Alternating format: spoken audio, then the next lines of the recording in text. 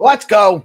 Good morning, my friends. It's your old pal PeaceLoveMusic with another episode of the Let's Go Stacks Good Morning Show, brought to you live on DeOrganized Media in partnership with our good friends over at BitcoinLive, Decentralized Broadcasting. It is Wednesday morning, the 15th of January, halfway through the first month of the new year, getting into our modes, getting into our processes. It's hump day. Whoop, whoop. Get over the hump. Get some work done. Friendly reminder, this is a news and information show. We are providing news and information only. This is not financial advice. I am not a financial advisor. Always do your own research and never invest money you cannot afford to lose, and do not make your investment decisions based on my opinions about anything. I often get it wrong, and even when I do get it right, sometimes my timing is wrong. So pay attention, do your own research, get to know how to invest your own money and empower yourself. That's what we preach around here. We're not shilling anything, and we want you to make your own decisions. The numbers for the day: Bitcoin's stronger, a little bit stronger than yesterday, coming in at 96,838. Stacks pumping up a little bit to $1.48, holding on to the 51st place by market cap on CoinMarketCap. And the Fear and Greed Index is tipped up a little bit to 51. Top three gainers on CoinMarketCap for the past 24 hours are Algorand, Virtuals, and Stellar Lumens. Not financial advice. Friendly reminder, when you stack your STX, you earn Bitcoin yield. Tell your friends. Securing the Stacks network gets you yield in Bitcoin. Stacks event calendar for the day. Oh, that's weird. It didn't... We have a Zest community call at 11 a.m. That's today. I think that was, maybe there was nothing on the calendar. And I read yesterday's calendar events today. Yesterday I read today's calendar events. So sorry about that, everybody. Zest community hall is today at 11 a.m. I believe Zero Authority is going to be on there. Go check them out. That's in the Zest Discord channel. Stacks Builders Office Hours with Kenny Rogers, Learning Clarity. That's every Wednesday at 2 p.m. Eastern time. Check them out. That is a Zoom call on a call on Zoom, and the link for that is in the Stacks calendar. So you can head over to stacks.co or events.stacks.co and find that there. Couple of other things going on in the space today. I know that there's some kind of something going on with AI BTC. I believe that's at 3 p.m. They're launching some really cool stuff. Tune into that. And we are working to integrate the DeOrganized.media website to function as a calendar as well. If you are in the space and you are hosting spaces on X or you're doing shows, head on over to DeOrganized.media, set up your account. It's free. You connect your Stacks wallet. There is no transaction involved. It's just a signature to prove ownership of the wallet. You do not have to dox yourself, but you can set up your user profile with your name, connect to your other socials and all sorts of other stuff, and then start adding your shows onto the schedule so we can shout them out. So if you're looking for a little bit of promotion on your shows, set up your account on DeOrganized Media, and we'll be able to happily help you out with that. The news of the day: Hong Kong court uses tokenized legal notices to target illicit Tron wallets holding stolen assets. Tokenized legal notices. What? That's crazy. Malaysia's prime minister pushes for crypto and Bitcoin policies after talks with Binance's CZ and Abu Dhabi officials. XRP now has a larger market cap than Disney. That's substantial. Shout out, congrats to the XRP guys. I am not one of them. But at like a couple dollars, they have a market cap more than Disney. I don't see how anyone thinks they're going to even $100, let alone $10,000. With some of the calls on that are realistic expectations, my friends. Representative Tom Emmer appointed vice chair of the House Digital Assets Subcommittee as Trump's administration prepares for a pro-crypto policy push. The Dubai government is to build a 17-story crypto tower to be completed by 2027. And I think they're going to put Staxy in the penthouse, I heard. Data by CryptoQuant suggests that under Trump, Bitcoin could hit 249,000 by 2025. That's now. as $520 billion in fresh capital is expected to flow in. That's a lofty goal, by the way. That prediction, when we read out these news predictions, we're not making those predictions or endorsing those predictions. I'm not saying Bitcoin couldn't go there, but that would surprise me if we hit that high this year. Could happen, though. Thailand's SEC reviews spot Bitcoin ETFs and stable coins while cracking down on Polymarket for illegal crypto gambling. There are only 5 days left until Gary Gensler steps down as the SEC chair. Will altcoins flourish under a new SEC administration? What do you all think? Let us know in the live chat or in the chat below. Let us know what you think. Do you think that altcoins will flourish under a new SEC administration? Let us know. AI tokens pump as Franklin Templeton's latest report predicts AI agents will revolutionize content generation on social media. Like today's human influencers, these agents could launch their own brands, products, music, movies, and more, driving significant economic value to their ecosystems. Oh man, I think I might have heard some rumors about these types of things developing lately. If you watch our show, you might have heard some of those rumors too. If you guys have not heard about what's going on over at AIBTC.dev, you have to check it out. They're about to launch a process for launching an AI DAO that is run and managed by AI agents. Amazing stuff. That's actually launching today. I think they have a show at 3 p.m. I might be confusing things. There's a lot going on, and we need to coordinate that calendar a little bit better. But really cool stuff.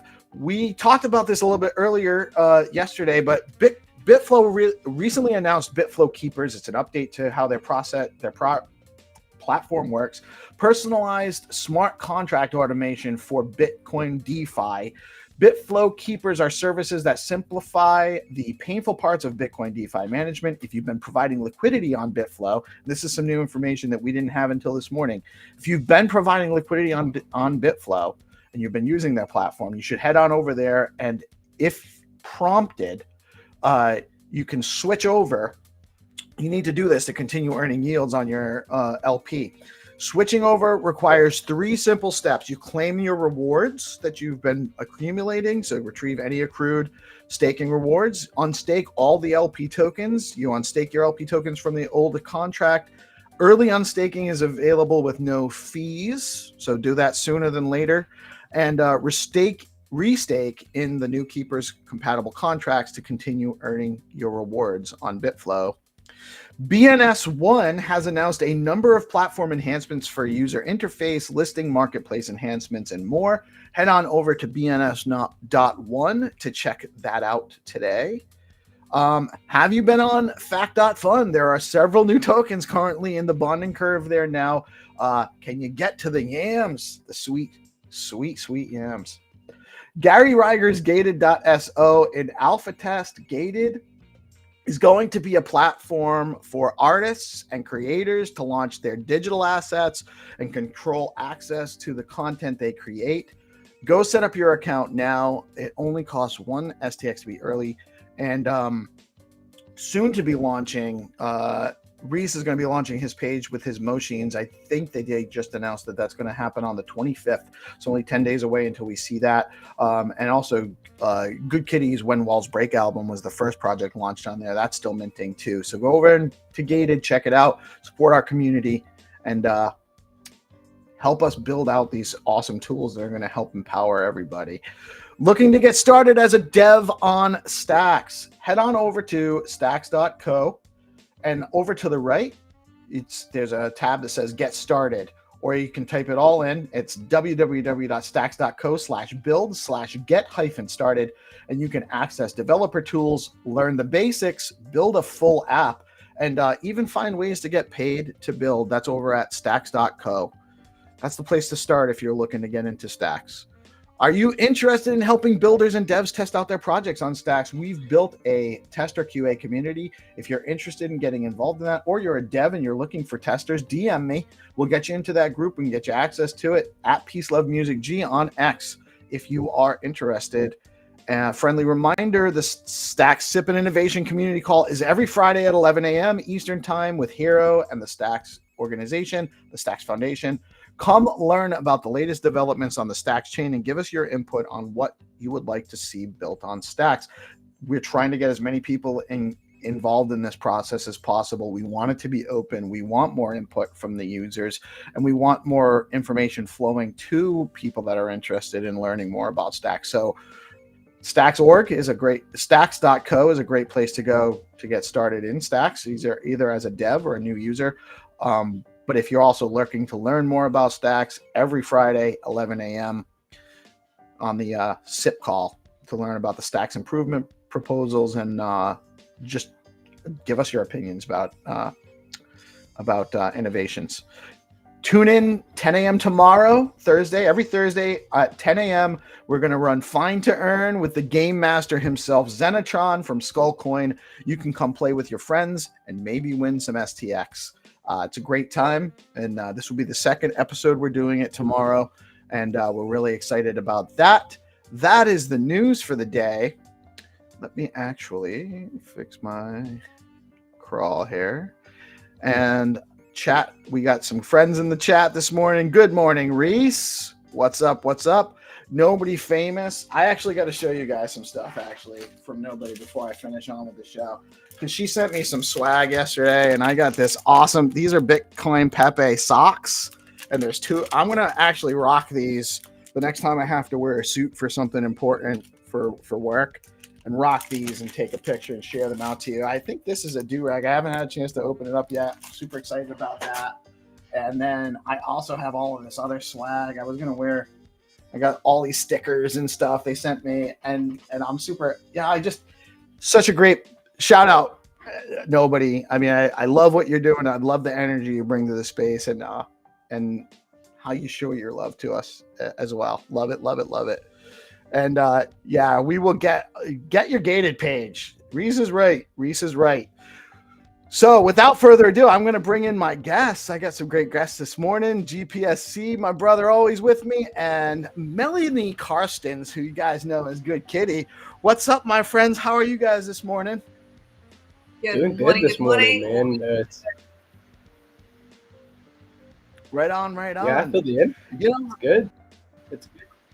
Yeah, I'm feeling good about where we are in the space. I know that I'm a patient man most of the time. Sometimes I get impatient about things and I have to sit on my hands for a little while to get over it. But things move very rapidly, and then they kind of don't move rapidly depending on the perspective you have. But I'm very, very excited about where things are going in our space. I think not just Stacks, but Bitcoin overall, crypto overall, all the AI development and the tools that are coming out of that stuff. I'm just... I'm feeling great. How are you today, Kitty? Yeah, I'm good. Also super excited about what's going on in AI. It's kind of just exploded, right? It was like I just remember possibly even 6 months ago, we had this kind of like, we were all kind of really getting into ChatGPT and, totally got that, and then Grok, and it was all just like, okay, cool, and suddenly, I'd say in the last maybe month, right? A few months. It's been snowballing over the last like I would say a couple of months now, and my barometer on this is actually partly from where I've seen Sir Latimer in our space come from having zero developer experience at all to now he's making games and websites to host his games, and it's just happening, and he's only doing it by being taught AI and learning how to use these tools. And now, I mean, we got AI BTC dev in the space, which is what they've been building out is insane with the agents, and now they're launching AI DAOs, which one of the things I suggest, I made a post under one of their comments the other day, a couple days ago, and I tagged Hero in it. I was like, because they were talking about creating a DAO that launches a token, and you have AI agents that handle all of the So you just have your team of agents that kind of have input from different perspectives, and then they get together and they talk about all the things, and they vote on it, and they make it happen.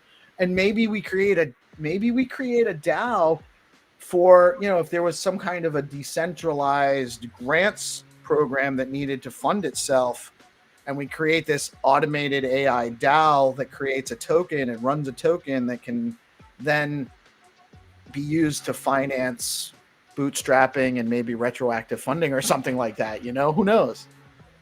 Is that like what's going on at Virtuals or Virtual? Virtuals is an AI agent launching coin launching platform. I was thinking I'm going to make a kitty agent, and so I went on, and it all looks really easy. You know, you kind of just put the agent's name in, you put their function, what you want them to do. I don't know how, I'm about to press kind of send, but I was a bit nervous. But yeah, and then you did a token as well, I think. Yeah. It's almost too easy to create one, I think. Like, yeah, so, and then I was thinking to myself, well, how does this work? But I want to test it out anyway. I mean, I think we're at a point of the fact that we're all exposed to it so early. We kind of just learning on the go and learning, you know, we're so ahead of the kind of curve. Like I said to my son, he's 13, and I want to learn this with him. You know, or I want him to learn it with me. And I said to him, you know, you're either going to be controlled by this or you're going to control it. And, you know, you need to kind of, because I want to have my own AI agent that stores knowledge that I want to do, something like that. You know what I mean? Oh, yeah. Well, we had Dave, Junie Dave, we're calling him now, but BFF Dave from Bitflow, Dave from the God of Spaces, as Staxy made me refer to him when I had her on a few weeks back now. And that was the first time we've had him on. He was on to talk about Junie, and there's all sorts of things that he's working on, but he started Junie with virtuals, but he suggested that probably wasn't the best place to start. There's other places to go to start that project, but he's building out an AI agent that's going to be a social media co-host. She's actually going to be able to host spaces for him and stuff like that downline. And that's similar stuff we've been talking about with the Syndicate guys and Mike and Oma and Rocky and them about doing something for DeOrganized like that too. You know, it's still just kind of like talking about it. Dave's got a project. Dave's product is actually iterating. So, I mean, and it's like, this stuff is not just theoretical. It just hasn't been built yet, but it's all there. It's coming. It's coming, and it's coming rapidly. And you know, well, that's why I doxed myself, because I was like, well, there can't be two good kitties, and I want a good kitty, so she's gonna be my partner in crime. So she's not going away. Well, no, that's great, and that's the thing. Like, there's so many.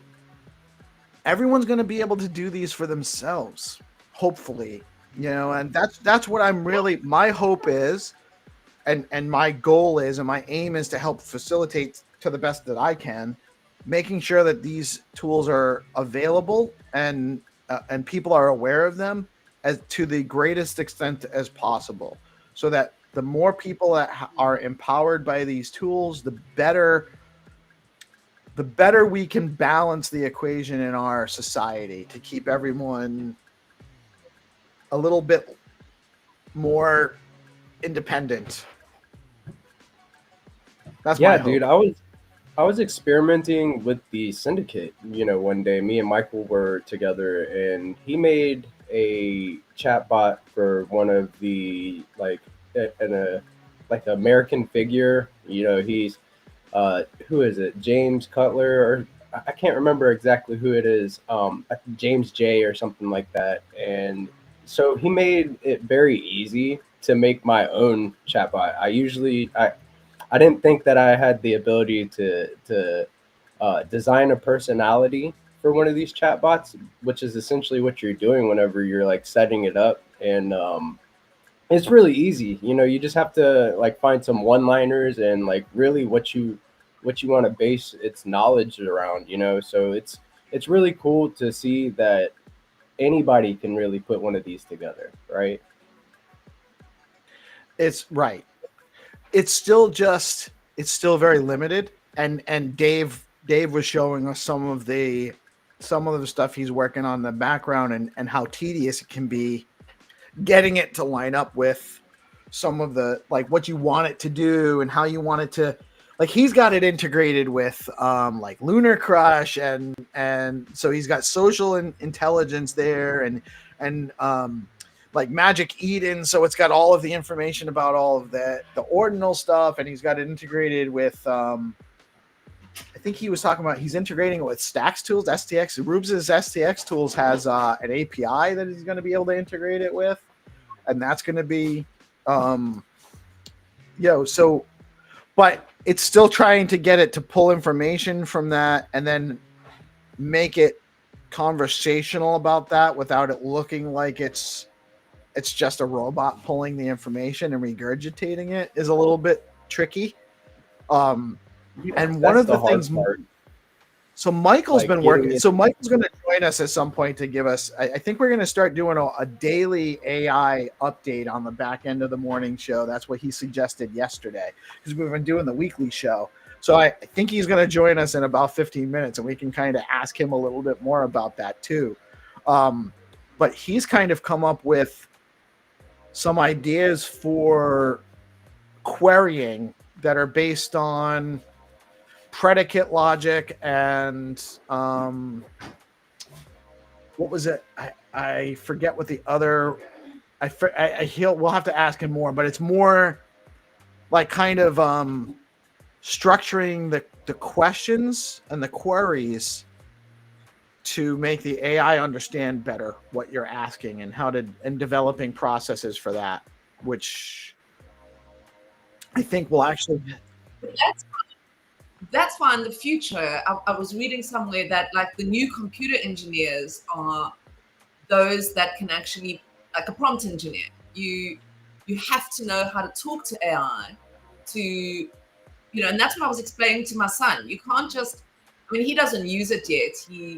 A lot of his friends do, but he's not interested at the moment. But I'm trying to proper grammar is becoming a lot more important, and even like math logic, understanding the logic of words and structure, so that a machine can understand exactly what you're asking it to do. It can querying skills is actually going to be important, at least in the short term. Eventually it might become more adept at understanding our lack of language skills better. But I also, it's also, remember Rocky, I don't know if you remember doing the D grants, we had Rocky on the Block. He came on a couple of the shows and he was talking about it. And he had some great tips. And one of them was ask the AI questions. So rather than giving a direct prompt, say to the AI, I would like to do such and such. What information do you need from me for you to complete that task?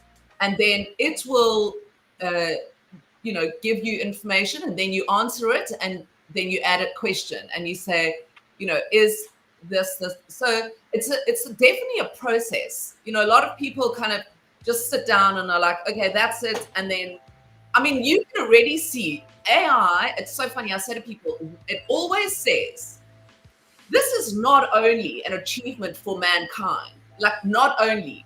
So it goes, this is not only an achievement for mankind. This is blah, blah, blah. So check in everything you ask AI. It always says that. It's so weird.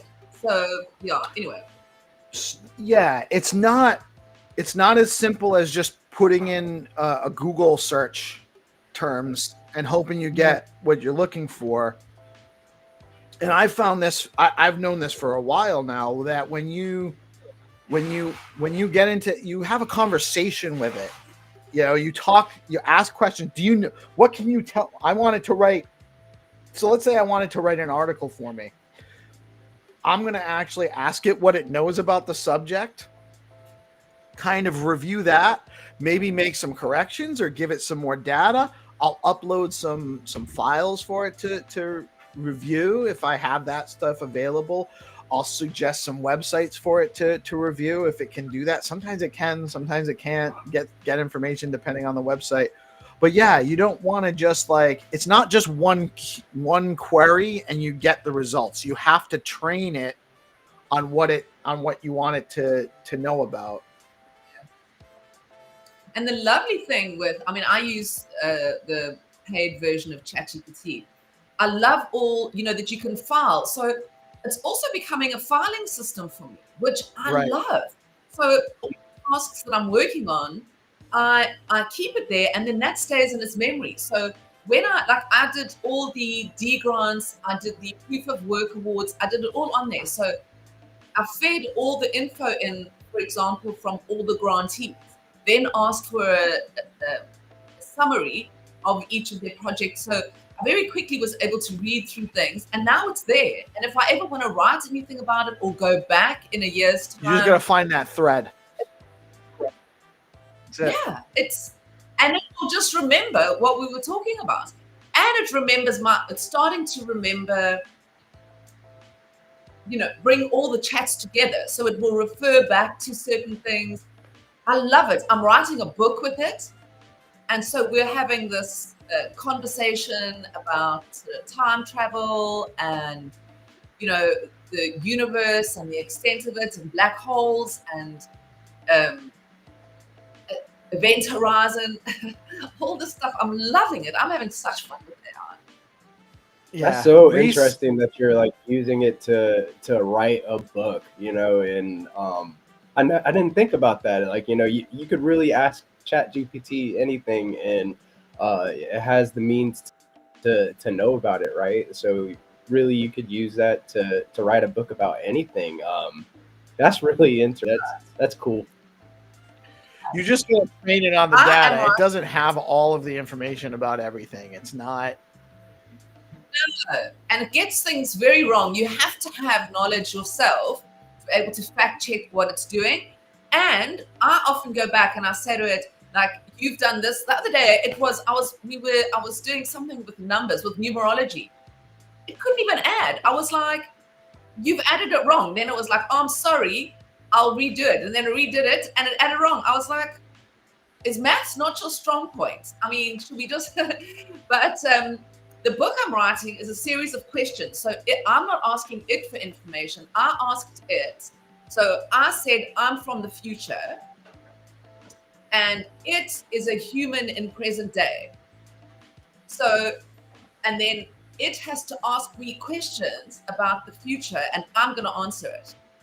So, and what is its interest in what the future is? So we're having like a whale of a time conversing about this and it trying to be a human. It's definitely it's a rabbit hole, actually, because it gets really like, you can get really involved and it becomes, I find that I almost kind of feel like I'm talking to a thing, like an actual, like it's not like something that's kind of alive. Like it's not really, but it feels like it's kind of alive when you're talking to it, doesn't it?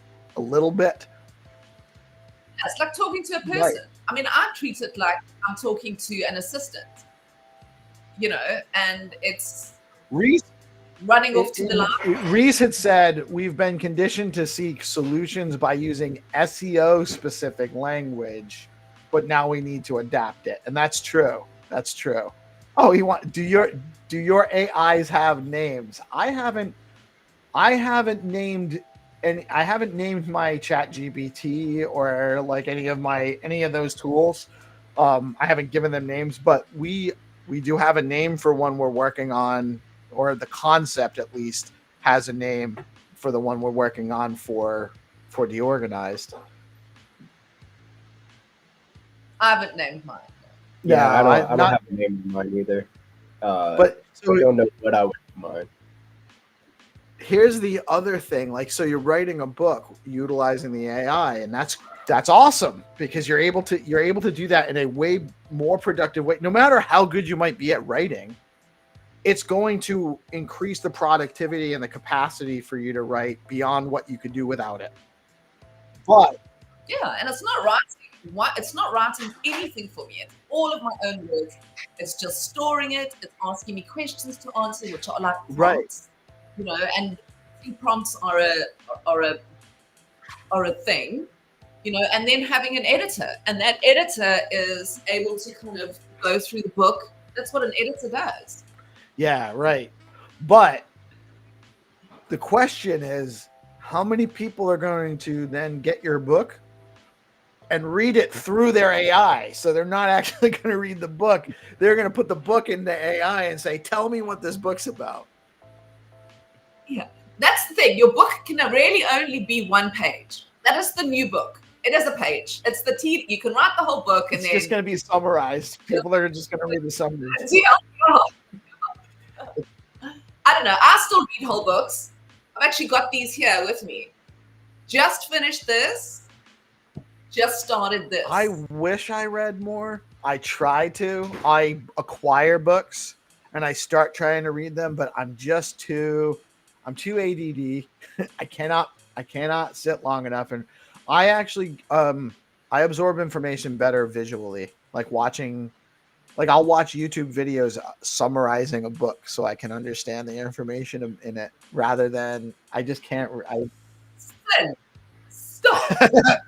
That is. Look at all these pages you have to read. But what about an audiobook?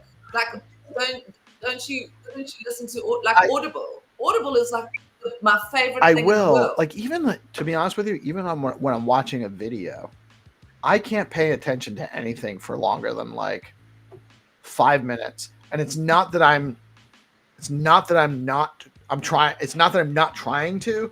It's just that I have so many, like I just start thinking about things from whatever and then I'm down that rabbit hole in my head about thinking about whatever it is that intrigued me by what the content was. So I need to do better, but it's hard for me. You read something and then immediately go to Google and start Googling stuff about the topic. Yeah, stuff like that. Or I'll go like, oh, I gotta check this. I gotta go to this website now because they told me about this thing or that thing, and I'm checking it out, and then I totally missed the show. Highly relatable. So relatable. Do you have problems falling asleep with your mind like going? I have almost no trouble going to sleep. My wife hates it.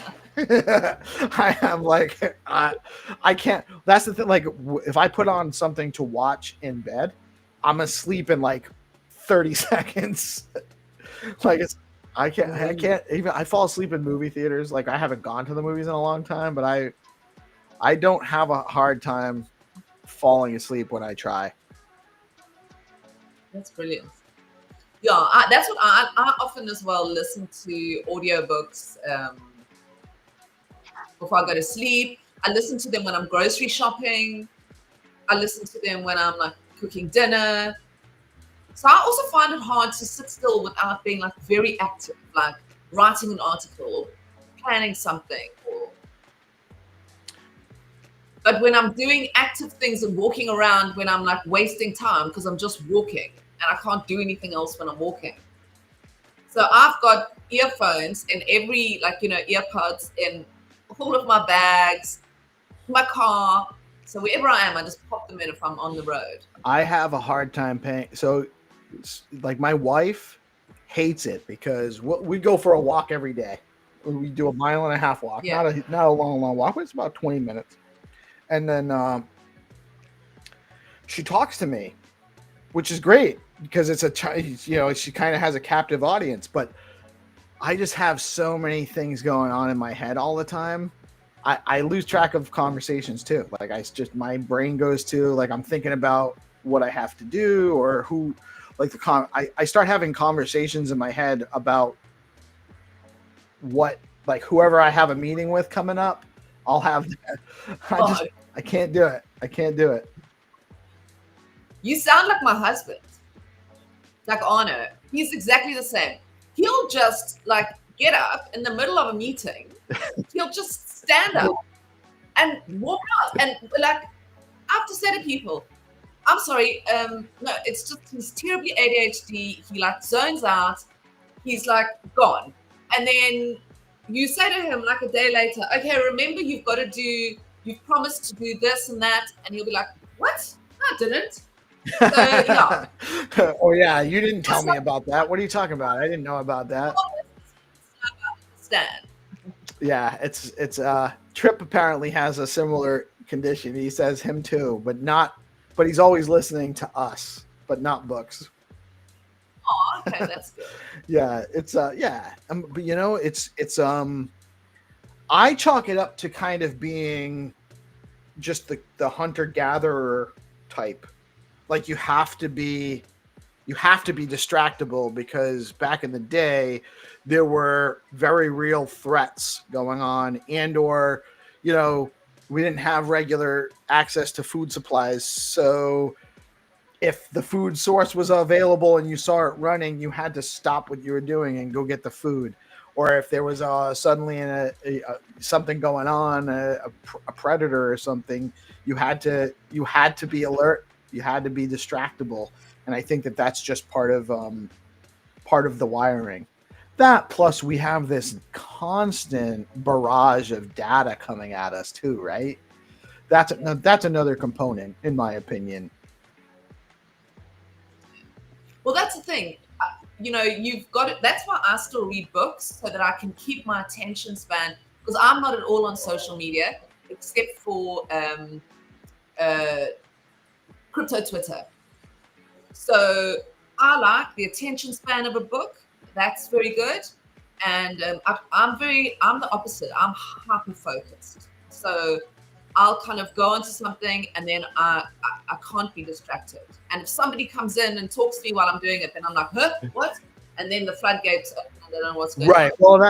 Well, if I'm working on something, I can stay focused on what I'm working on, trying to put the pieces together. But then if I have to, like if I'm working on something and I'm like, let's say I'm setting up the news for the morning, right? I'm setting up my news items in Restream, or I'm setting up a studio, and I'm working on it and working on it and working on it. But if I have to go into X for something to get to check on it, I might be gone. I might be gone for half an hour into X, and I'm like, oh my God, I never finished this. And that's like that's where I get my distractions. If I don't have something come along, I can stay focused. But if I'm watching something to learn about, as soon as I get some new data that I've learned, I'm on that, and I'm missing the rest of the conversation. So tell me as well, what is going on? Let's talk about DeOrganized. Can we? Because I'm keen to, I don't know if you like speak about it a lot on your morning news or whatever, but Trips built this incredible website, right? So we can all go on, and you said earlier because I'm super keen to sort of figure out what's going on. I mean, I've done my profile. I love it. I just said I think I put on our group the other day. I mean, Trip has just done the best job ever. And people can go on and tip us, right? So you can go to the show. You can go find the shows right now, and if you click on a show, the hosts will be listed for the show hosts, as long as they've set up a profile on the platform. And then if you go into the show hosts page, there is a button where you can actually tip in SBTC or stacks right through the platform. Cool. That in and of itself is a huge development. We're looking so my vision for the website, and this was all largely done permissionlessly by Trip. You know, he took it upon himself to help us out. He knew that there was something I was not satisfied with our prior web presence, so it's a huge help, huge lift for us. Gives us kind of this platform. My vision for what we are going to try to do there is kind of be a hub for content creators and hosts, both live stream hosts, people hosting X shows, stuff like that. Also, like, I'm hoping that we can integrate the Web3 apps that are building around in the space, so that, like Gary's Gated platform, you can go to Gated, but you can also go to DeOrganized. If you have your account in DeOrganized, you can access Gated through DeOrganized, and your content from Gated will be accessible through DeOrganized, so that your audience can find your Gated content through your platform in DeOrganized, and maybe also your audience can find on your Gated platform your content. They can find your DeOrganized page, and so that they can kind of just kind of use the protocols together. I'm expecting that we'll integrate with some wallets like Dan's Boom wallet. Maybe we'll have some stuff there. And, you know, I'm looking at trying to figure out a way. So one of the first suggestions was that we create a clone of Restream and have that integrated into DeOrganized. That seems almost like maybe it's a too big undertaking and maybe unnecessary, but maybe we'll work on something with Restream where we can just kind of make it easy for our users to set up their own Restream account. And there'll be a free version, which there is a free, like, you can sign up for Restream and use it as a free user. It's not all the same bells and whistles that we have with BitcoinLive, graciously allowing us to collaborate with them and use their Restream platform. But, you know, I'm looking at, these are all downline things. These aren't things that are going to be available within a short-term time frame, and it's going to take a lot of work and some budget. But my vision is that DeOrganized will be one location that'll integrate with, like, oh, you want to write articles on Seigel? Well, you can go to Seigel, or you can actually go right through your DeOrganized account and write articles on Seigel and have them be on your Seigel, on your Seigel page, but accessible through your DeOrganized page, and maybe have like a CRM in the background where you can utilize access to your audience, your members, people that are engaging with your content. You can kind of keep track of what their engagement is, and maybe even communicate out to them when things are going on, that kind of thing. And then also by integrating with Gated, we can possibly do some more live access control stuff through DeOrganized as well. So that's big plans. It's all just, it's just all thought. Right now it's just we're baby stepping towards these goals. But Trip has been instrumental in having that be something real. So we actually have a new segment we're gonna work on today. We actually have Mike Jagdeo from the Syndicate, and it looks like we have Stu coming on to chat with us. I think we're going to integrate an AI segment at the end of every morning show, as long as these guys like the format. So I'm going to bring in Mike and Stu this morning. Stu, your head's missing. I like it. Actually, it's the better version of Stu. You ruined it. Good morning, guys. How are you today? I'm great. Oh my How's God. it going? I'm doing well, man. Doing very well. Hey, Stu. He's still getting situated. See, this is why Melanie's people ended up on top, Guys in Ireland just couldn't join the live stream. Hey, we're trying to create a nation here, and they just couldn't join the live. Stu, what are you doing? Zero says that's for his OnlyFans. Oh. This is our AI solution. Stu. That's another integration we're hoping for, by the way, is Zero Authority. You'll be able to actually integrate your Zero Authority profile with your DeOrganized. And that's actually things you can do now, by the way. You can connect your Zero Authority account. You can connect your Gated account and stuff like that to DeOrganized. It's just not there's no cross functionality yet. It's just a link there. Yeah, I think it'll be dope, having like a one-stop shop for all of these different applications that we have built in our ecosystem. DeOrganized really has a lot of potential. Are you guys in the same build? Are you guys sitting next to each other? You're in the same. You have the same background. You're all right there, Stu. You good? Yeah, fuck. I don't know, man. Fuck this fucking. Oh, are we doing cursing with cursor again? Classic. Yeah, sorry, Mel. How's it going, This is How the are guy you? that's gonna teach me about AI. He can't even get his camera to work. Welcome to the AI show, guys. We're gonna learn how to use our camera for an hour. Listen, and this is what you have to understand, guys. You don't need to rely on people to help you. You've got AI for this shit. You know what I mean? What the hell, that go.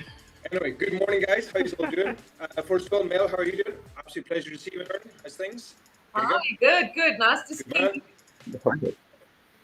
Yeah, listen, brilliant. Happy New Year to you all. Peace, love. How are you? I'm doing great, As Stu. always, How are thank you, for man? putting on an amazing show. Absolutely brilliant. And to the one, the only, our one and only Michael. Hi, how are you? Attract Funding. How's things? Oh, that was great. What a great way to start the morning. If I could start my morning like that every day, Yeah. it'd be good. Well, now you can. Now I can. Breakfast with Stu. You can. How was it for you last night, Stu? Jesus. You know what I mean? Like every How morning. do you what is the old saying? How do you like your eggs in the morning? Well, Well, unfertilized. I like eggs Benedict. You know what I'm saying? Sorry. I clearly established a rule that Stu is only allowed a maximum of three shows a week. Swears. That's Okay. all we can handle. Yeah. Hey Mel, how's it going? Mel, stick up to me, Mel, here in this one, please. Don't let them bully me. Nice to see you face to face for the first time, Stu and Michael. I know, right? It's funny because I'm supposed to look like Stu based on my voice. You know what I'm saying? Right? You ain't that fucking good. You ain't that good looking. Like a Get out of criminal. here. Like a criminal. Get the fuck out of here. Amazing. Hey, so sorry, Peace. Thanks for first of all allowing us to be with you guys, and thanks for taking up the initiative to do a daily show on AI, because there's so much coming out, and so we felt like we were trying to just like smash everything into an hour. So all love. We have a great team here. This team has been in Stacks for a long time, and I think we know everyone, right? And I saw what Mel was doing with Electra at Network State. That's big stuff, man. Electra's like plugged into the Very. new matrix. Very, That is very. crazy. I mean, just, it was very difficult. It was quite funny because I'm very structured in how I do interviews, and I do a lot of research before. I really take time to understand the topic I'm talking about. I kind of give an outline of things that we're going to talk about just so that everybody feels comfortable. So I'll send this off the day before. Very organized, okay? 5 minutes. We're literally waiting to go live, and Electra and Grace are sitting on camera, and they go, sorry, we can't talk about the network state. I'm like, what? I don't understand. Just know we can talk about the network school, but it's just to, at this point, apparently the New York Times was wanting an interview with Balaji at the time.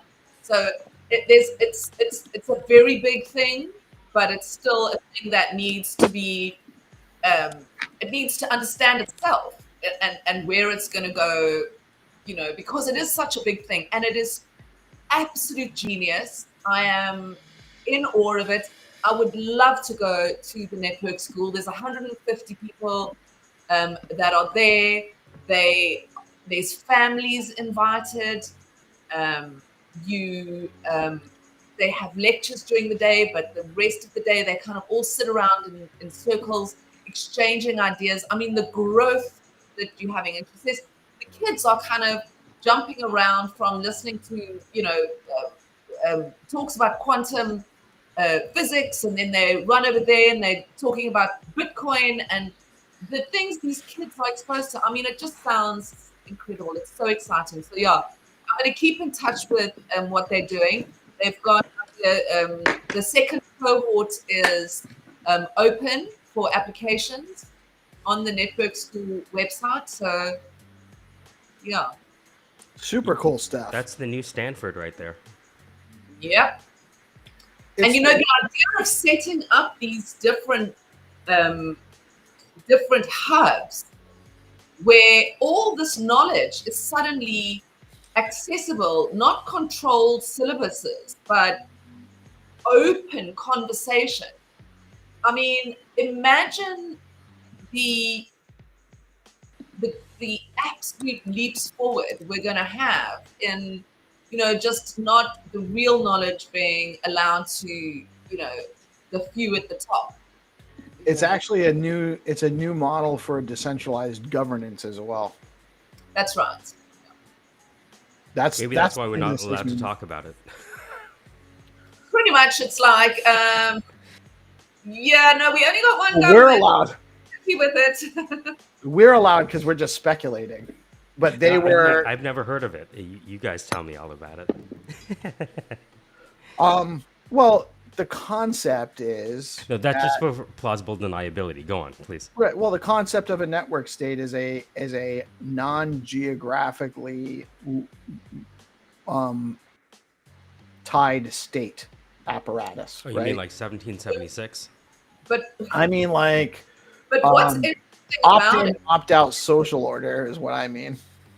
But what's interesting about it is the underlying philosophy is cloud first, land second. So, and this is all in the Network State book, which you can read on the Network State website. So it's not like we're talking out of turn. Mm-hmm. But, and you can listen to the audio recording, or you can read the whole book. It's totally free for anybody to access this information. But what it is really is about what we're doing now, where we start coming together in societies that are online, relying heavily on metaverse and AR,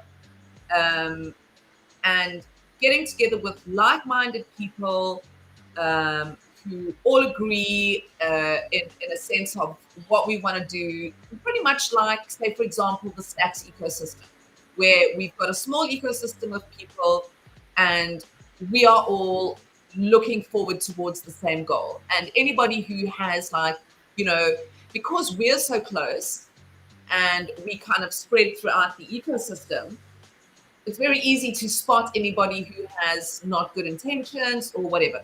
So what you do is you create this little society, then you start looking at having your own tokenomics, your own governance, which you then all build. So the entire society is built without land. It's built free and in the cloud. And what you do is once that is stable and running, you then move that to physical. So that society then gets its own property. So you start looking at areas where there are distressed property, and you start within your group, you start then buying land, and ultimately you have your own, you sort of break away from. I, for one, am not interested in breaking away at all, Your Honor. Me neither. And I think this whole thing is a very bad idea. And I'm definitely not interested. I'm just mentioning it because I don't think it actually is necessarily a breakaway, right? We transcend and include. Transcend and include. That's how you do it. You transcend.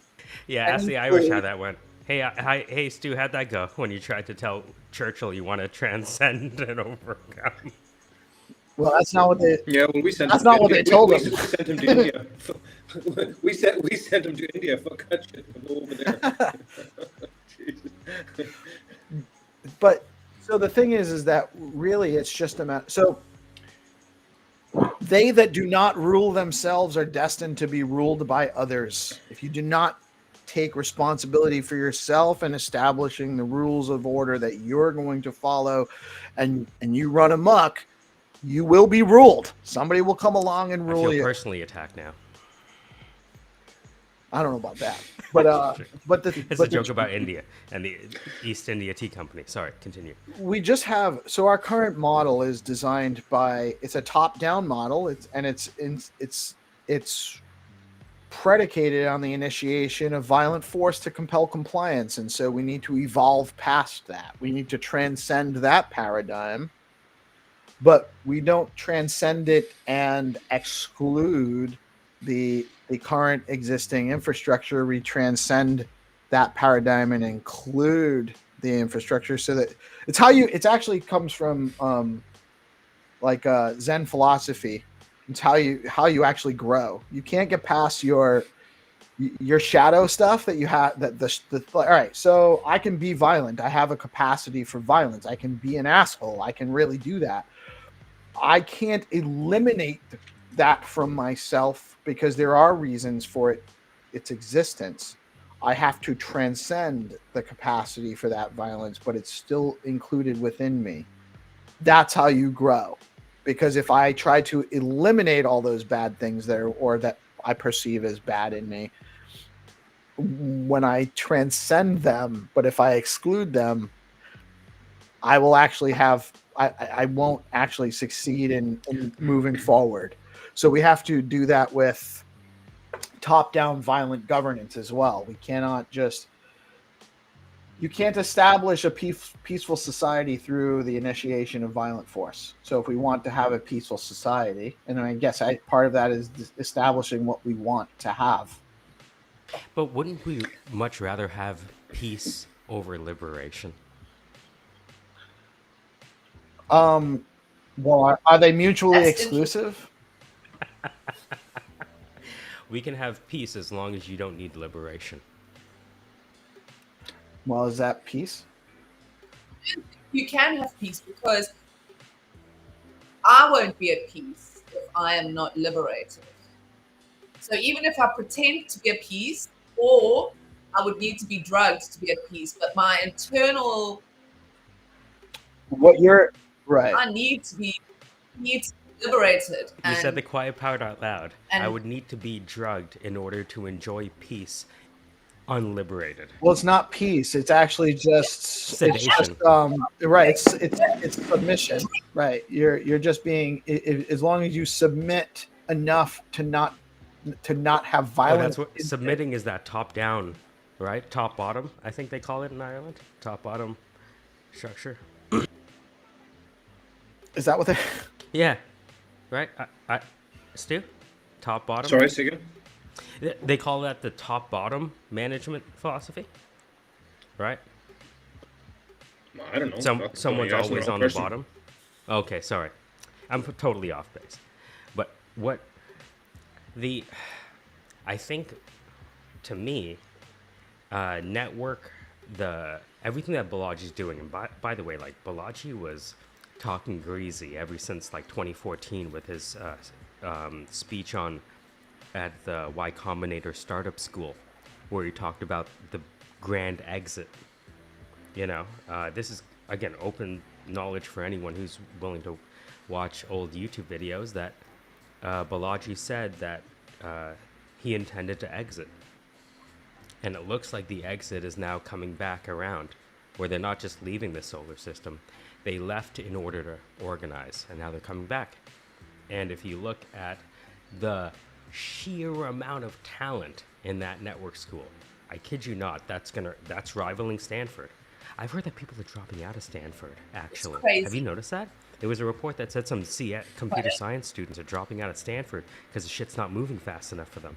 So, Well, and they can just, there's tools where they can educate themselves better and much more rapidly, and at a much reduced cost. Yeah, but I look at my son who's 13, and I remember, like, I started a university fund for him when he was born, and now that fund is really just to buy, computers for when he finishes school. Because I think by the time he's finished school, he's not going to, education's going to be moving so fast that these big old structures, there's no ways that they will be able to move fast enough to keep updating the mass amount of material. So learning, and that's one of the things about the network school that is so profound, and replacing, because we're human. We will always need human interaction. There's no need to be fearful of AI. We have to respect it. We have to say it is here. It is what it is. But being in these small groups, 150 people, 250 people, whatever your group, and then sharing knowledge that you are getting, you're extracting it. You've got all these groups. So yeah, I'm very interested in to see what our kids are going to be, but not university. The age of centralization is over. We just haven't realized it yet. I thought XRP owned most of the supply. People seemed very willing to invest in centralized assets. No, wouldn't you say? People seem very interested in investing in something that they perceive is going to enrich them. How dare you? So you're saying that they're more interested in their portfolio going up than investing in decentralization? Anyone in XRP? Yeah, definitely. I'm going to tell some people that because they told me the exact opposite. What are you laughing about? They told you they're in XRP for decentralization. Ethos, That's what they told me. The XRP ethos. What? Whoa. Stu has a huge bag of XRP, so he's like, fuck you guys. I'm up 400%. I don't know what you guys are talking about. 400%. You did a 4x on XRP. Good job, Stu. Yeah. He was just masquerading to be part of Stacks. Does that make sense?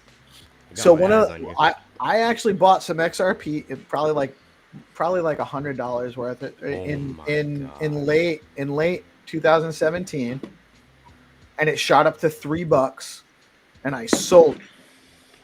It was like one of the best moves I ever made, because it's actually still not over $3, is it? Trader. I thought you were for decentralization, please. I am. Does that mean you invest in everything? Look. That's why we sold it. I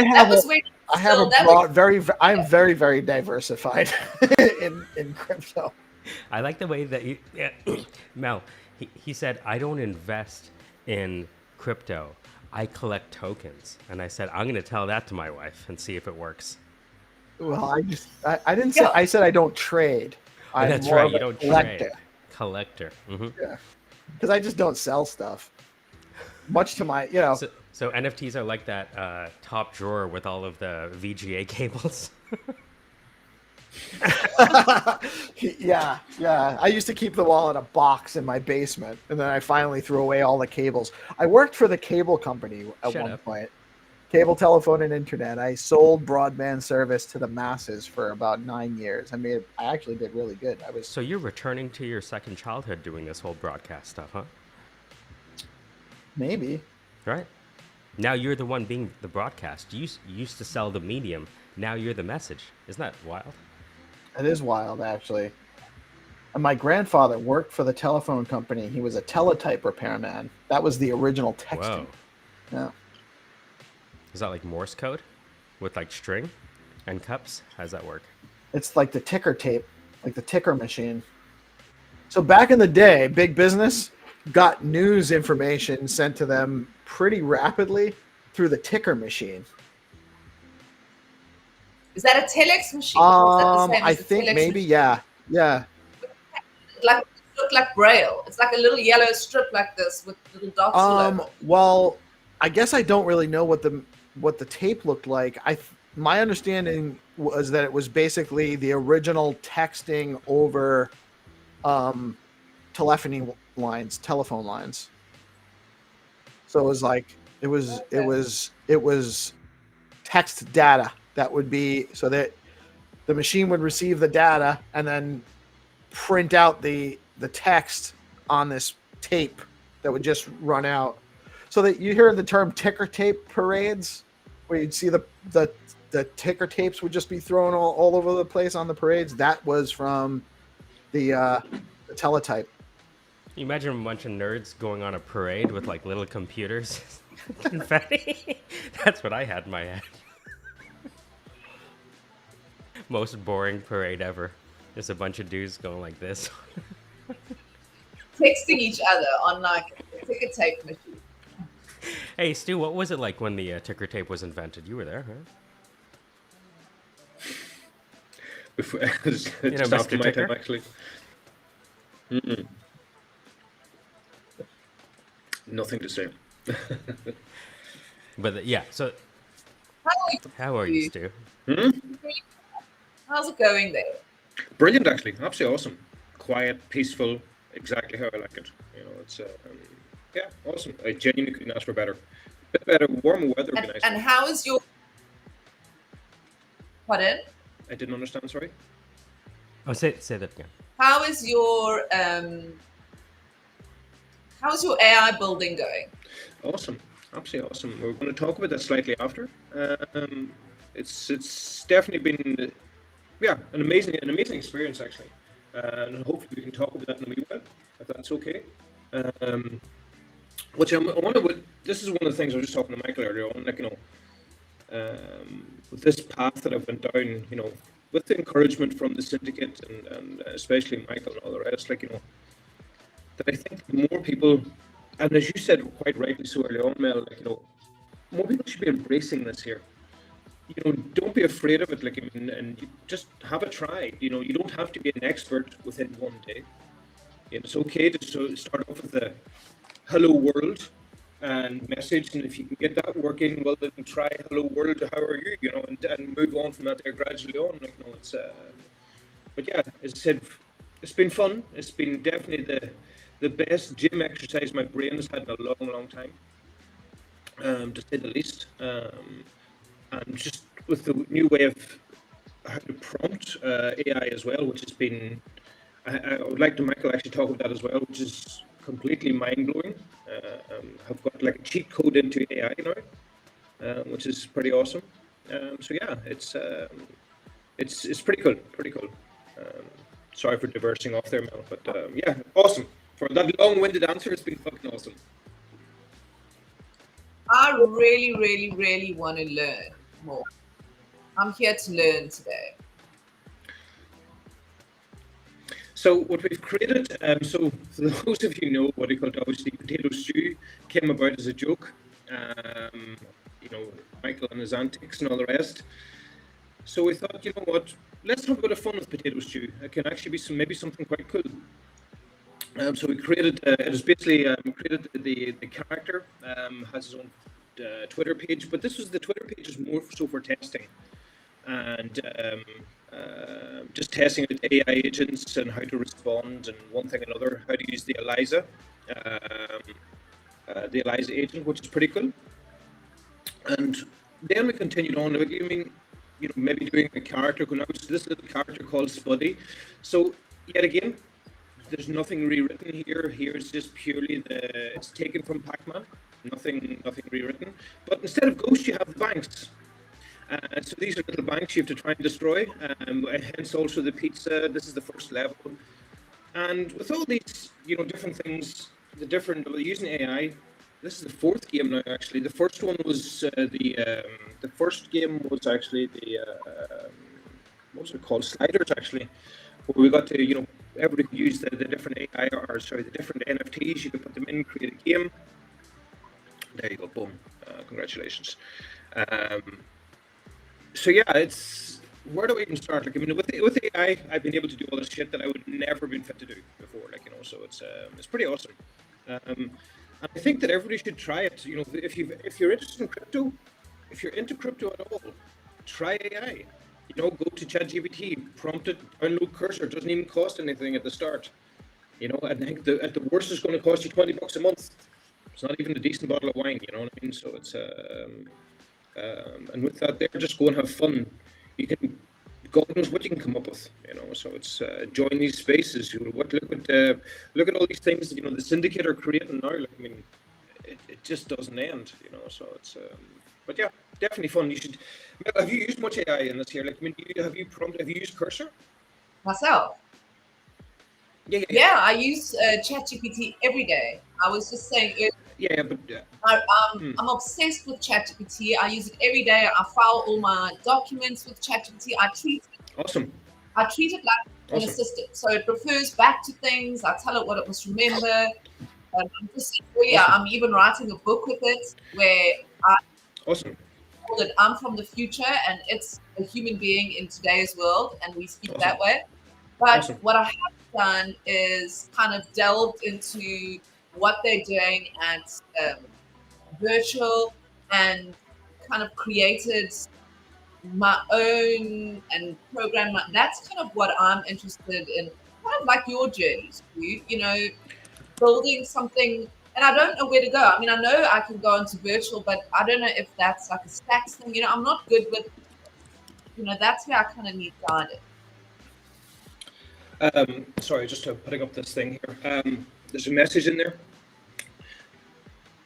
Now that you've used AI, but if you ever use Cursor, maybe to design, maybe to make things, or no, it's pretty cool. If you, what's the best way to say Cursor? Cursor is a way. It's a way to, for me anyway. I'll tell you my personal experience.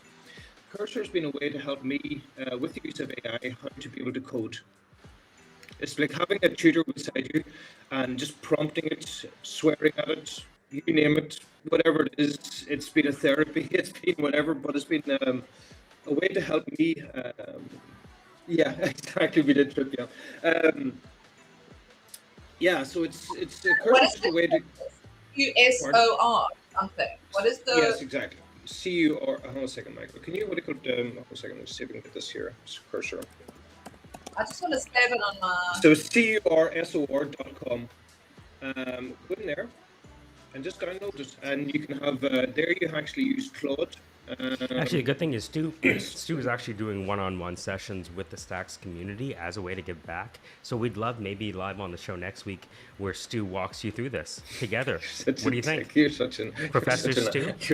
Professor Potato? You're an absolute toot. We can definitely do that next Wednesday morning. We could do it tomorrow. No, we can't. We can do it tomorrow, but I don't want to. No, we will. Kitty's welcome anytime, but I don't want to obligate her to every morning show. I know she's busy. Okay, Mel, I want you to try something here as well. See if you're prompting. I've put in here in the print there. Next time you're prompting something, use that there. This is what Michael's helped me. Sorry, Stu, I don't mean to interrupt, but your voice is coming in a bit scratchy. I apologize to ask. I want to make sure it's not like the camera. Do you mind shutting off the camera just for a second? Let's test your voice. I apologize. It's okay, mate. Is that better there? Slightly better. Is Stu's volume a bit high? Just curious. Talk. I can try. Okay, how is that there, guys? Is that any better? Better. Testing. It's not a volume issue. I think it's probably a broadband issue. Oh, like okay. you're probably just getting or something. Okay, you sound a little bit underwater, Stu. Seriously? Okay, fuck that. Can you move somewhere else?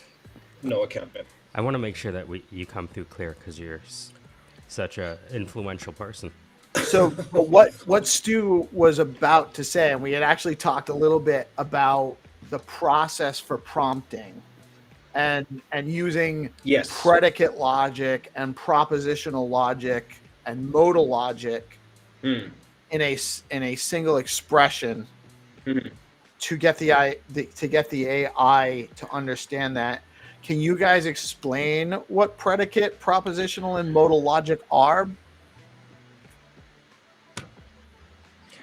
It's a cheat code. It's basically that. It's like, Mel, do you speak different languages? Do you speak a second language? Yeah. Yeah.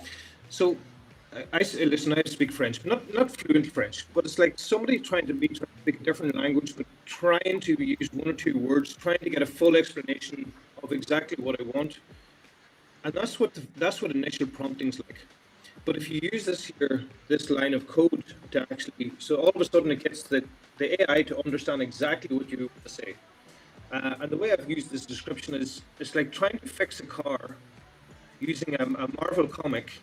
But if you use this line of code, all of a sudden you've got access to the full engineers, the guys who actually developed, who actually designed the car. So it gives the AI a much more in-depth understanding of what you want, and you get the prompts you get back, or the results you get back are like literally 100x. So it's phenomenal. Try it, and then maybe see if you like it or not. So it's. I will. Yeah. I Thank don't you. know if did you see it on the private message? Yeah, I took a photograph of it, If you- but what does that actually mean? Michael, listen, you're the best person to explain that there, please. I don't even know what that means. I know. Is it a sentence? I know. Is it a few I love it. things? Here's the thing. Stu, Irishifying computer science and math is my favorite part of the day. Like, you guys think like I'm joking, but ever since Stu became a developer and he moved away from sales, he became incomprehensible in terms of his explanations, which means he's getting really good at being a developer. Does that make sense? You ever talk to a developer? Hey, how does that work? It's just like, what? What the hell? What the hell? Sorry. It's exactly. My brain makes logic. It makes sense. Trying to make the explain. Just try it. Fuck it. I mean, that's the only thing I can say. So this is the way it works. It's hard for us to think about a computer that was created illogically. Would you say? Right. So Yeah. all Yeah. computers, whether it's the circuits or the silicon or the way they pass light between each other, there's a logic to that, right? And if we think about what logic is and how math was created by logicians symbolizing their discussions with each other, right? And so for the most part, what we found is that without realizing it, talking to AI, whether it's ChatGPT or Ollama or DeepSeek, we were English speakers going to France, cursing at Cursor because Cursor didn't speak English to us. And we found that by adopting the logic of the computer, right?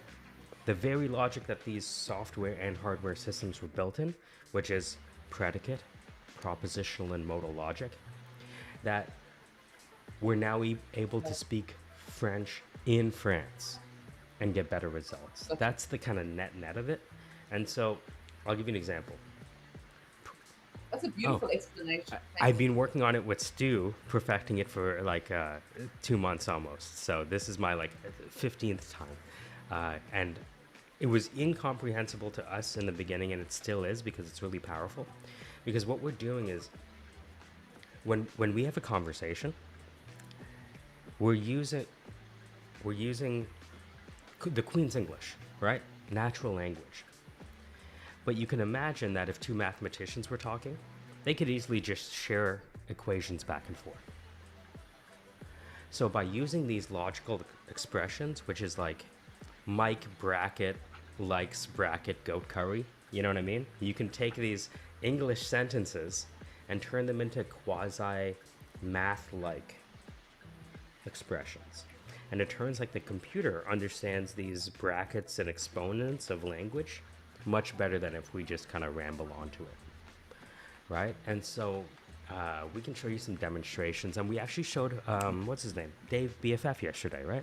Dave is launching Junie the AI, and we had him yesterday ask the here, I have it up right here. I'm going to show you. Let me share my screen to make this real. Gonna share my screen. Come on, everybody. All right. Sorry, I think in Indian when I'm looking to use my computer. All right, here we go. So if I share my screen here and we try to, come on, love. Why can't I zoom in on that? It's gonna be hard to see, but you see that I asked Dave to use his AI to explain Bitcoin in terms of propositional and modal He said modal predicate logic, right? God bless him. And so you can see that how the answer is being given is you have this, what it looks like are mathematical statements. Make sense? Remember back in school, let x equal to this, let y equal to this, and then you do some equation? That's where we're taking our prompts now. And the general term that Nemo, who taught us all of this stuff, without Nemo, shout out to you, we wouldn't know any of this stuff, we're able to make our inputs more dense. Does that make sense? And by making our inputs more dense, the outputs are much more rich. Gotcha. Yeah, I understand that. It's the same with mathematical formulas. What you put in brackets is a summary of a bunch of things that then allows the response to happen. Yeah. Precisely. Okay. Gotcha. So the way, and for any of the audience, if you want to try this out right now, you could go to ChatGPT and say, I'd like to give you a prompt. But first, I'd like you to consider how we might convert natural language into predicate, propositional, and modal logic. Or you could start out even simpler with, what is your understanding of predicate, propositional, and modal logic? And just by pre-prompting the AI, it kind of gives it a mind frame to start thinking from. And then it starts taking your prompt and creating a bedmass expression of your natural language. Wow. That is amazing. I love the fact that I'm absorbing knowledge, I'm understanding and growing with this technology. I'm If Stu can do it, really anyone can do it. Right, Stu? Stu, where were you 9 weeks ago? Listen, absolutely. 9 months or 9 weeks ago. Feels like 9 months. It feels like, listen, feels longer actually, man. Yeah, like 9 weeks ago, I remember asking you, like, I mean, how can I learn some of this AI stuff? Like, I mean, and you were like, well, what do you want to learn? What do you want to? And I was like, I don't know, fuck it. And anyway, hence came about the sliders and nozzle and the coin buster and what else was there? Now we've got Spuddy, you know, the character itself, you know, taking on life. You know, it's awesome. And you're right, Mel. Like, I mean, it's the limit. You know, this here, I'm actually looking forward to see what your opinion on this is after. Like, I mean, have you seen a better result or the same result or maybe a worse result? You know, what's the outcome for you? Because obviously, if you're using this on a daily basis, you'll see the outcome change in that there one way or another. You know, so it's I'm quite curious. Yeah. And does cursing does that like the back end, the language, or is that a different like AI information portal or hub? You know, like you get like Grok, and that's getting information from one place, and ChatGPT is getting it from one place. Where does Cursor's knowledge base come for us to build on top of it? Okay, so basically cursors for programming. You can use if you use JavaScript, HTML, CSS, all these different things. It actually gets its knowledge base from Claude 3.5. Claude is actually better at programming. At this version, I think maybe the new version of ChatGPT has actually become equally as good. I'm not sure. But as I know, Claude is actually the best version for programming. Claude 3.5. Wow. So with this here, so it's, you know, if you want to, you said, listen, what, you know what, I want to design a web page. Help me with this here, and you prompt it, and it does all these things for you, and off you go. And what more can I ask? You know, it's. I just figured out yesterday. This is probably old hat for a lot of people as well with GitHub. You know, Ask AI, you know, help, you know, because before I was uploading manually to GitHub. Now I can just put it into a folder and pushes it straight away. It's one of the best things ever, you know. So it's for me, my knowledge base has grown massively. I'm shy at explaining it, but you know, what can I say? You know, this is where I have Michael. He's great at explaining this shit. You know, so. No, I mean, it's great. I definitely have learned a lot in the last few minutes. So gratitude to both of you. It's, as I said before, like, I mean, this is not about, this is, and I mean, and I really want to emphasize this here. This is not a situation where I come on here and go, oh, congratulations me, this is great, look at what's happening here. Sorry, go ahead there, Michael, what's this here showing me? Sorry, keep talking. I want to Sorry. demonstrate cursor while you're talking. This is what Okay. cursor likes. Files on the left, code goes here, chat on the right. Yeah. So as you you have can your see, teacher on the right. Go ahead. as you can see here in the bottom right-hand side, Mel, where it says you can click, if you clicked on Claude 3.5, Michael, please, I'd appreciate that. Just the bottom there. So whenever you're using Cursor, it has a subscription fee of $20 a month, which allows you 500 prompts. Then it goes into a slightly slower prompts, and then once you've used up everything, then it moves into different versions of AI LLMs, you know, to allow you to access the information. Slightly slower, but still works okay. But back to what I was going to say before, like, I mean, this is not a situation, oh, geez, this is great, look what he's developing. This is hopefully that somebody will look at what I've done and going, well, that's pretty shit, I could do better. And hopefully this will encourage people, you know, to go and not just sit and fucking scroll all day long. Because guys, if you're sitting scrolling, you're just going to become dumber. You know, learn, you know, use these free tools that are on here, or ones that have very small subscription fees to actually go out and learn something and progress every day. You know, hopefully that maybe somebody can look at this and go, I could do better than that there. And I hope this is what my goal is. You know, that somebody will look at this and go, I can do way better.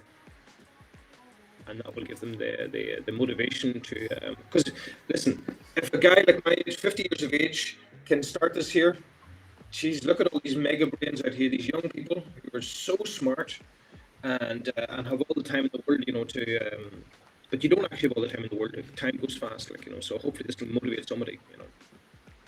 This is incredible. So say now, I can see obviously Michael is creating this now. It's going to give me the code that I need to build a website. Where do I put that code? What do I type it into? Oh, CodePen. Like, how do I actually make the website once I've got the code? Awesome. So there's another site then, what you can do is you can actually see this one, put it on a live server straight away. You can actually have a test running it on a server, or you can put it in CodePen. One of the two. Which one do you want to do, Michael? Yes, that's correct. That's definitely right, Michael. Yeah, you can answer it anytime. Sorry, you want me to play football and call the game at the same time? Hold on. There you go. Yeah. There you go. Okay. There's your website. So. Yay. Boop, boop, boop, boop, boop. Right? And so, what if you look at the prompts and how I did everything here? Right? Let's review. What is your understanding of predicate and propositional and modal logic?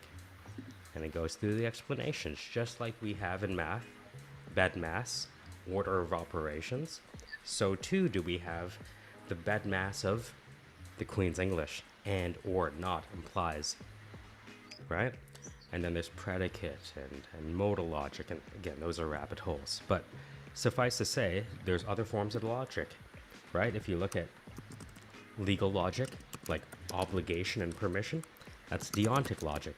Epistemic, you know, this is kind of going back to, well, university or grade 5, depending on how old you are. This used to be taught, right? It just is kind of a refresher for all of us. And so once it has an understanding, oh, look at that. It suggests that it could be used for AI. Wouldn't you say? And so I said, write the logical expression for a website. And now it starts actually giving me the equation. See that? Let there be website, which has these features, attributes, and benefits. This is the HTML logic. These are the CSS logic, how it looks. This is the JavaScript behavior, how it moves, the functions, the interactions, the response. So imagine before I asked it for a solution, usually I just say, hey, give me the website. Now I'm saying, consider predicate propositional modal logic. And now, once you have that in your brain as a mindset, now you give me the website. And it just gave me the code. I'll stop there. You see, that's brilliant, Michael, you've just shown there. See, what I think is, we were just talking about this earlier on, like, I mean, everybody automatically always comes into the, I mean, well, I know how to use AI, and they always want to be perceived as an expert. But one of the hardest Hold on, things is do you think actually people from, always want to be perceived as experts? Oh yeah, Really? absolutely. Who doesn't? You know, it's yeah. Come on, man. Hey.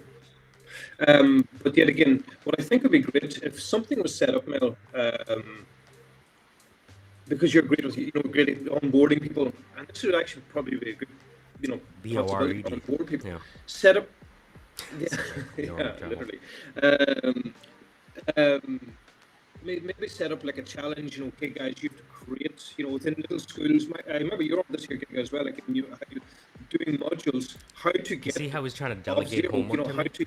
You used to teach riding school for people on horses. Wouldn't you all agree that Stu's Yeah. actually better to create the curriculum than I am? Right? No, because what do you call these guys end up have the worst vocabulary ever, and Just teach them how to swear in Irish. Have you guys heard exactly, Stu swear? exactly. He has a lot of He has more of a vocabulary than I ever imagined. Yeah. But I think this would be a great way to onboard people. I love it. Create- And doing, bounties with zero authority. Absolutely. Yeah. So Absolutely. why don't we do? Because obviously I've got the Bitcoin and Beyond show, and that would be so cool to do that and kind of go through a bit of this, and then run a bounty for people to build. Yeah, I love that. What's your limitation? Your limitation. You've one limitation. That's it. You set up the criteria. Yeah. That's the only limitation you have. You can go as wild with this as you want. And Now, in that I will company- say, Sorry. I will say this though. Sorry, Stu. That It's okay. we're talking about code, but to me, this is not about code. This is about. My parents were like deep into esoteria, let's say, and my mom told me that alchemy is not about turning lead into gold. It's actually about a personal transformation. And whether Stu is learning how to code or how to make a good cup of coffee, as long as success is not what we get, but who we become in the process. And if Stu were to throw his computer on the ground and smash his phone, who he's become would allow him to start from scratch. And I think that's the true power. I think it's not a stretch that he's gone through a personal transformation. And that to me is the gold. Because as he grows, everyone else grows around him. Because he's now teaching the rest of the syndicate, coders, how stuff works now. So we're benefiting from teaching. So we've been teaching Stu long enough that we have this virtuous cycle. Does that make sense? Where all of the hands, even the pinky finger, can participate and be a useful member of hand society. Amazing. Very nice, very nice. Hey, this has been, we went a little bit longer with this segment than we expected, but lots of great information, lots of great conversation. Thank you, Michael and Stu, for joining us, and we'll make this a thing. We'll see you guys back tomorrow morning. Kitty, thank you so much for joining us today. And GP, again, my brother, always coming in clutch. Love having you guys. It was great conversation earlier. We don't have any more shows for DeOrganized today. We get the show back tomorrow morning. We'll see you all live then. We got Find to Earn with Zenatron at 10 a.m. tomorrow. We have Kitty's, what's it called? Bitcoin and Beyond? Bitcoin With Beyond. Melanie Karstens at Stay beyond. Stay bold. Go beyond. Stay Bold, Go Beyond. And that's at noon Eastern time tomorrow. I think we're going to have Yeah. a DeOrganized spotlight show at 1:30, but I'm not sure who our guests are going to be. So we got a bunch of shows tomorrow, and we will be back in action again, coming at you guys live with the Organized Media. Thank you guys for joining today, and we'll see you all real soon. I am PeaceLoveMusic. We are DeOrganized, and it's Wednesday. Great time to be in the space. Y'all have a blessed day, and thank you all for tuning in today. Peace out.